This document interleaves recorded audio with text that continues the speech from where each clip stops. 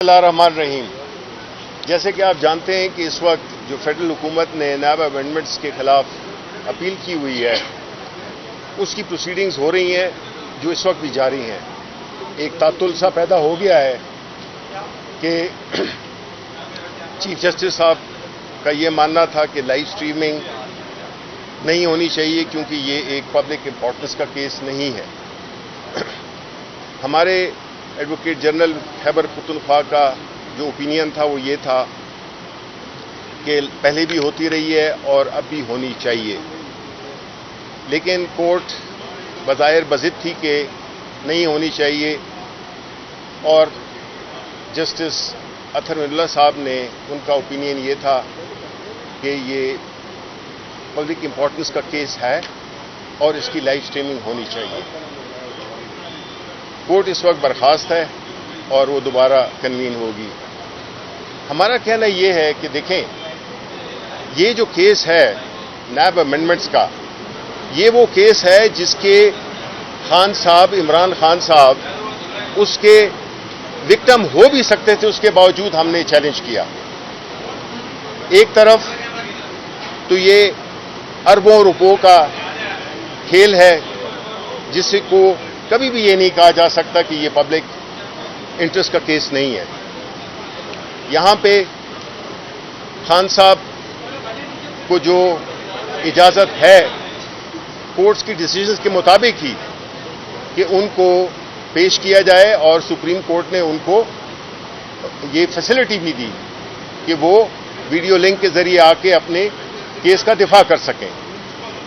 यहां पे जो मज़ाक़खेज़ बात है कि एक तरफ हुकूमत ने चैलेंज किया हुआ है इन अमेंडमेंट्स को, और इसमें 14 दिन का रिमांड है, और दूसरी तरफ ऑर्डिनेंसेस, इस वक्त केस चल रहा है, उन्हीं का केस चल रहा है, और दूसरी तरफ ऑर्डिनेंसेस जारी किए हैं कि जिसमें कि रिमांड पीरियड को 14 दिन से बढ़ाकर 40 दिन कर दिया गया है। अब ये शो करता है, ये जाहिर करता है कि हुकूमत बिल्कुल उसको कुछ पता नहीं है। जाहिर है फॉर्म 47 की हुकूमत होगी, कठपुतली हुकूमत होगी, उसको क्या पता है कि क्या हो रहा है। न उनके पास अवाम की सपोर्ट है, न उनके जहन काम कर रहे हैं, और न उनमें वो इखलाकी कुव्वत है जिससे कि वो चीज़ों को अच्छी तरह से देख सकें और इस किस्म के मुतज़ाद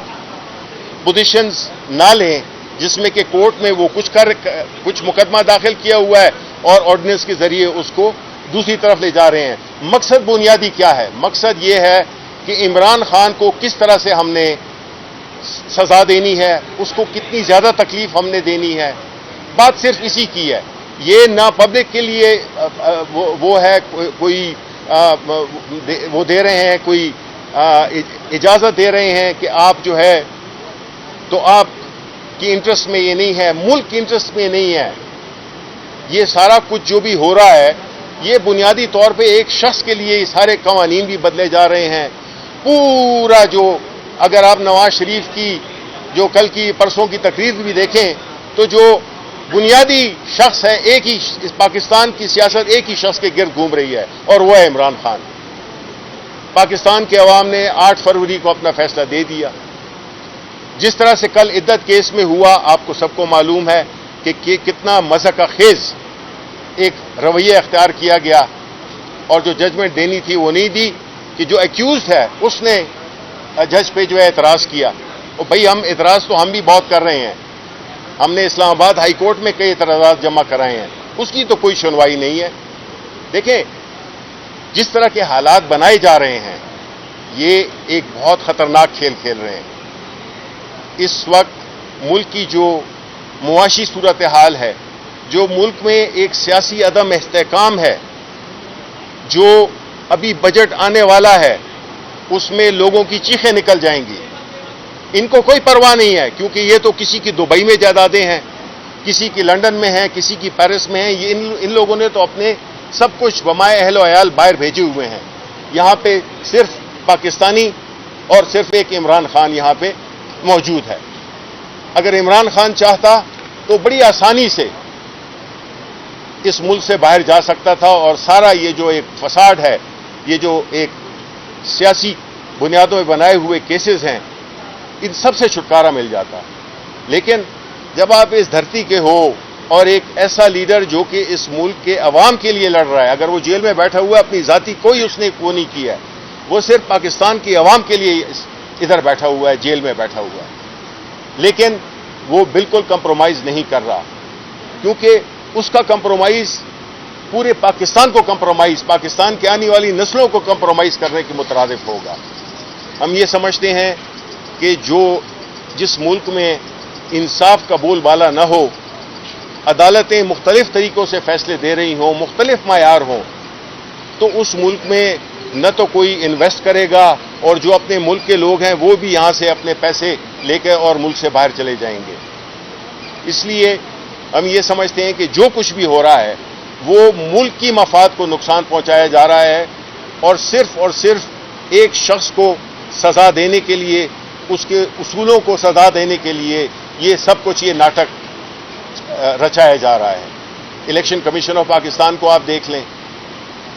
الیکشن ٹریبیونلز دیکھ لیں، ان کو سوٹ ہی نہیں کرتا کہ یہ فیئر اور فری ججز لگائیں، کیونکہ سارے پاکستان نے دیکھ لیا ہے کہ جس طرح سے فارم 45 سے فارم 47 کا سفر تھا، اس میں کیا ہوا. یہ جو ملک قرضے میں ڈوبا ہوا ہے وہ اس لیے ڈوبا ہوا ہے کہ یہاں پہ جو پارلیمنٹ میں لوگ ہیں وہ عوام کے منتخب کردہ نہیں ہے، ان میں سے اکثریت یہ وہ لوگ ہیں جو کہ لائے گئے ہیں، اور جو لوگ لائے جاتے ہیں وہ صرف کچھ خاص طبقوں کا اور اپنا وہ خیال رکھتے ہیں، ان کو کوئی ملک کی پرواہ نہیں ہے، ان کو عوام کی پرواہ نہیں ہے. الیکشن کمیشن آف پاکستان جس نے کہ اربوں روپے لگائے ہیں ایک الیکشن کو کروانے کے لیے، اور ستم ظریفی دیکھیں، جو الیکشن انہوں نے کرایا اربوں روپے خرچ کر کے، اور ایک وہ الیکشن جو کہ تیسری دفعہ پاکستان تحریک انصاف نے کرایا، اور اس کو وہ چیلنج کر رہے ہیں کہ جی آپ نے الیکشن ٹھیک نہیں کرایا. یعنی اندازہ دیکھیں، ستم ظریفی دیکھیں کہ وہ ہمیں کہہ رہے ہیں کہ آپ نے الیکشن ٹھیک نہیں کرایا. یہ ایکسپوز ہو چکے ہیں، اور ہم پارلیمنٹ میں بھی اور مختلف کورٹس میں بھی ہم یہ چیزیں لے کے جائیں گے کہ جس طرح سے ججز کی نامینیشنز کو وہ کیا جا رہا ہے، مینیپولیٹ کیا جا رہا ہے، جس طرح کے آرڈیننسز کے ذریعے ریٹائرڈ ججز کو لایا جا رہا ہے، اپنے من پسند ججز کو لے جایا جا رہا ہے، کیونکہ بھانڈا تو پھوڑ دیا تھا نگراں وزیر اعظم نے، کاکڑ نے، جس میں اس نے کہا تھا کہ آپ فارم 47 کی حیثیت اگر آپ کو معلوم ہو گئی تو آپ منہ دکھانے کے قابل نہیں رہیں گے. تو یہ تو سب طے ہے، اب اس میں پردہ ڈالنا ہے اور اس کے لیے من پسند لوگوں کو لگانا ہے. دیکھیں، ملک کی جمہوریت کے ساتھ، ملک کے اداروں کے ساتھ، ملک کے ساتھ یہ مذاق، یہ گھناؤنا کھیل نہ کھیلیں. ملک پیچھے کی طرف جا رہا ہے،